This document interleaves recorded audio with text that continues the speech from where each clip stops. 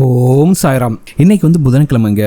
இந்த புதன்கிழமை தோறும் விநாயகரை இப்படி வழிபட்டாலே போதுங்க, நீங்கள் கோடீஸ்வரர் ஆவது நிச்சயம். உங்க வீட்டில் இருக்கக்கூடிய கடன் சுமையெல்லாம் தீருங்க. ஒரு பைசா கூட கடன் இருக்காதுங்க. உங்களுக்கு செல்வம் பல வழியிலிருந்து சேர்ந்துக்கிட்டே இருக்குங்க. அப்படி விநாயகரை எப்படி கும்பிடணும் தான் இந்த வீடியோவில் பார்க்க போகிறோம். வாங்க வீடியோக்குள்ள போகலாம். அதுக்கு முன்னாடி நீங்கள் இப்போ தான் நம்ம சேனலுக்கு ஃபஸ்ட் டைம் வரீங்கன்னா மறக்காம நம்ம சேனலை சப்ஸ்கிரைப். உங்கள் வீட்டில் இருக்கக்கூடிய கஷ்டம்லாம் தீரணும், பணம் நிறைய சேர்ந்து நீங்களும் சீக்கிரமாகவே பணக்காரர் ஆகணும்னு நினச்சிங்கன்னா அந்த விநாயகர் பெருமானோட அருள் கிடைச்சாவே போதுங்க. கண்டிப்பாக உங்கள் வீட்டில் செல்வ கடாட்சம் பெருகும். ஏன்னா அந்த விநாயகர் பெருமானோட அருள் கிடைச்சிட்டாவே எல்லா தெய்வங்களோட அருளும் உங்களுக்கு கண்டிப்பாக கிடைக்குங்க. சரிங்களா? இந்த வீடியோ கரெக்ட் வரைக்கும் ஸ்கிப் பண்ணாமல் பாருங்கள். ஏன்னா இதில் பார்த்தீங்கன்னா நிறைய டிப்ஸ் சொல்லியிருக்கேன். ஸோ இதில் உங்களால் எந்தெந்த டிப்ஸ்லாம் ஃபாலோ பண்ண முடியுமோ கண்டிப்பாக அப்படி ஃபாலோ பண்ணாலே போதும். உங்கள் வீட்டில் ஒரு பைசா கூட கடன் இருக்காது. நீங்களும் சீக்கிரமாகவே பார்த்திங்கன்னா பணத்தை நிறைய சம்பாதிக்கலாம். அந்த அளவுக்கு பார்த்திங்கன்னா ரொம்பவே யூஸ்ஃபுல்லான வீடியோ தான். அதனால் வீடியோ கடைசி வரைக்கும் ஸ்கிப் பண்ணாமல் பாருங்கள். முழு முதற் கடவுளான விநாயகர் பெருமானை நீங்கள் தினந்தோறும் வணங்குவது ரொம்ப ரொம்ப சிறப்பான ஒன்று. அதிலும் நீங்கள் முக்கியமாக புதன்கிழமைகள் வணங்கினால் மிக மிக சிறப்புங்க. சரிங்களா? அப்படி ஒருவேளை இந்த வாரம் உங்களால் சாமி கும்பிட முடியலன்னா அடுத்த வாரம் கண்டிப்பாக ஆரம்பிங்க இந்த விஷயத்தை. எல்லோரும் வணங்கக்கூடிய எல்லோருக்கும் பிடித்தமான கடவுள் அப்படின்னு பார்த்தீங்கன்னா அந்த வரிசையில் முதலிடம் பார்த்தீங்கன்னா அந்த விநாயகர் பெருமானுக்கு தான் முதலிடங்க. இவருக்கு உருவதான் பெருசு, ஆனால் பார்த்தீங்கன்னா குழந்தை மனம் படைத்தவர். இப்படிப்பட்ட சிறப்பான இந்த விநாயகர் பெருமானோட மனதை குளிர்வித்து நமக்கு தேவையான வரங்களை எப்படி பெறணும் அப்படின்னு தான் இப்போ பார்க்க போகிறோம். விநாயகர் பெருமானுக்கு பார்த்தீங்கன்னா புதன்கிழமை தோறும் சில பொருட்களை வாங்கி தருவதன் மூலமாக நம்ம வாழ்க்கையில் நமக்கே தெரியாமல் மறைந்திருக்கக்கூடிய பல சிக்கல்களை தீர்த்து நம்ம வாழ்க்கையில் விடிவு கால பிறக்கும் அப்படின்னு சாஸ்திரத்தில் சொல்லியிருக்காங்க. அப்படி விநாயகர் பெருமானுக்கு எந்தெந்த பொருட்களை வாங்கி கொடுத்தால் என்னென்ன பலன் கிடைக்கும் அப்படின்னு பார்க்கலாம். சில பேருக்கு பார்த்தீங்கன்னா எந்த செயலை எடுத்தாலும் அதில் தடைப்பட்டு கொண்டே இருக்குங்க. சரிங்களா?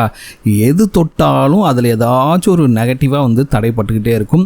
இப்படி உங்களுடைய வாழ்க்கையில் இருக்கக்கூடிய தடைக்கற்களை படிக்கற்களாக மாற்ற விநாயகர் பெருமானுக்கு புதன்கிழமை தோறும் சிவப்பு நிற குங்குமத்தை வாங்கி கொடுக்க வேண்டும்.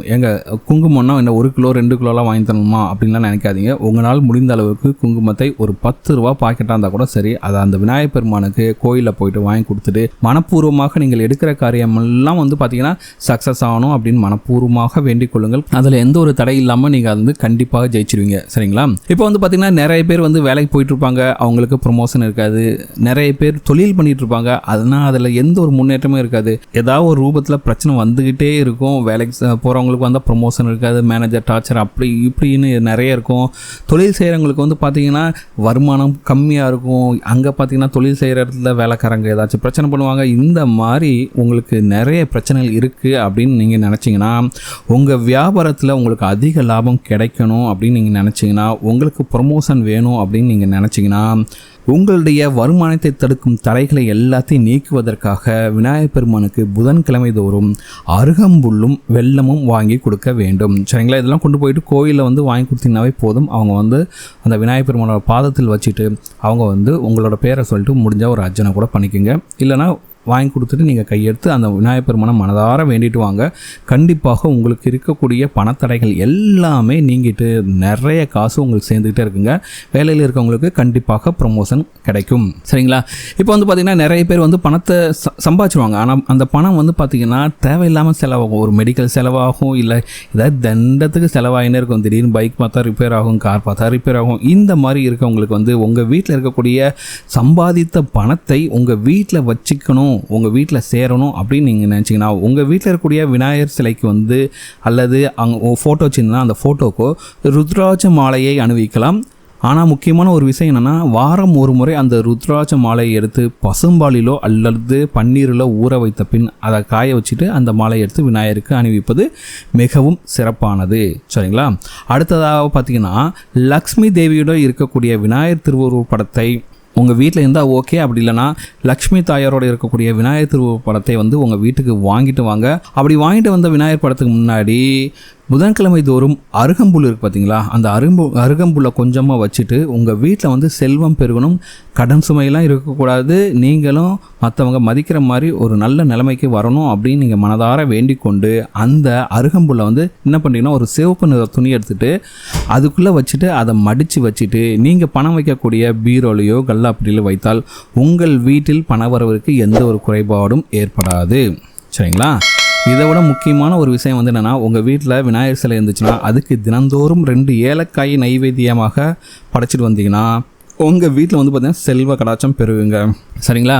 இப்படியாக உங்கள் வாழ்க்கையில் இருக்கக்கூடிய அனைத்து பிரச்சனைகளுக்கும் விநாயகர் பெருமானுக்கு புதன்கிழமை தோறும் நீங்கள் வழிபாடு செய்யும்பொழுது கண்டிப்பாக உங்கள் வீட்டில் உங்களுக்கு இருக்கக்கூடிய எல்லா பிரச்சனைகளுமே தீர்ந்து நல்ல ஒரு பாசிட்டிவ் எனர்ஜி வந்து உங்களுக்கு வருமானம் பலவழிந்து வந்து நீங்களும் மிகப்பெரிய அளவில் செல்வந்தர் ஆக முடியும். உங்கள் வீட்டில் ₹1 கூட கடன் இருக்காதுங்க.